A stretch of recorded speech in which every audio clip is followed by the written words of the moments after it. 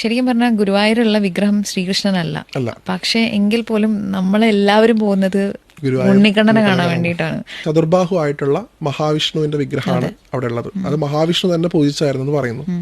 മഹാവിഷ്ണു ആദ്യകാലത്ത് അദ്ദേഹം വൈകുണ്ഠത്തിൽ വെച്ച് ആരാധിച്ചിരുന്ന ആ വിഗ്രഹമാണ് ആദ്യം സുതപസനും പ്രശ്നിക്കും കൊടുക്കുന്നു, കശ്യപനും അതിഥിക്കും കൊടുക്കുന്നു, വസുദേവർക്കും ദേവകിയും കൊടുക്കുന്നു, കൃഷ്ണൻ സ്വയം ദ്വാരകയിൽ വെച്ച് പൂജിക്കുന്നു, ദ്വാരക കടലെടുക്കുമ്പോൾ അത് തിരിച്ച് ഗുരുവായൂരിലേക്ക് വന്നു എന്നാണ് സങ്കല്പം.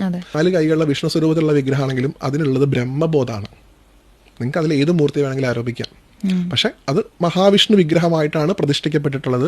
ഗുരുവായൂർ ക്ഷേത്രം എന്ന് പറയുന്ന ക്ഷേത്രത്തിൽ ഇന്ന് നടക്കുന്നതും പണ്ട് നടന്നിട്ടുള്ളതുമായിട്ടുള്ള എല്ലാ ആരാധനകളും എല്ലാ തരത്തിലുള്ള പൂജകളും വിഷ്ണുവിനെ കേന്ദ്രീകരിച്ചിട്ടാണ്. കൃഷ്ണന് ഉള്ള വിധാനങ്ങൾ വ്യത്യാസമുണ്ട്. പക്ഷെ നമുക്ക് ഗുരുവായൂരപ്പൻ എന്ന് പറയുമ്പോൾ ഉണ്ണിക്കണ്ണനാണ്. എങ്ങനെയാണ് ഈ ഐഡന്റിറ്റി മാറുന്നത്? അതാണ് ചോദ്യം. അതിന് ഏറ്റവും സിമ്പിളായിട്ട് കൊടുക്കാവുന്ന ഒരു ഉത്തരമാണ് ഒരു ഭക്തന്റെ ഡിറ്റർമിനേഷൻ എന്നുള്ളതാണ്.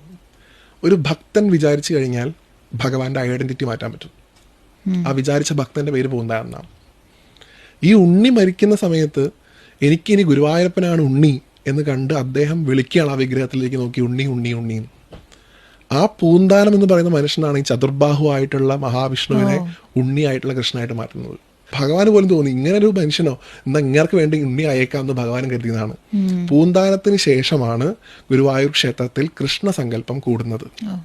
ഇപ്പോഴും ആ ക്ഷേത്രത്തിൽ നടക്കുന്ന എല്ലാ പൂജകളും എന്താ, ഇപ്പോൾ അത്താഴപൂജയുടെ സമയമായി, ഇപ്പൊ പോലും വിഷ്ണുവിനെ പൂജിച്ചിട്ടാണ് അവിടെ അത്താഴപൂജ നടക്കുന്നത്, കൃഷ്ണനെ പൂജിച്ചല്ല. പക്ഷെ നമുക്ക് വേണ്ടി ഭഗവാൻ സ്വയം ഗുരുവായൂരപ്പൻ ഉണ്ണിയായിട്ട് മാറി.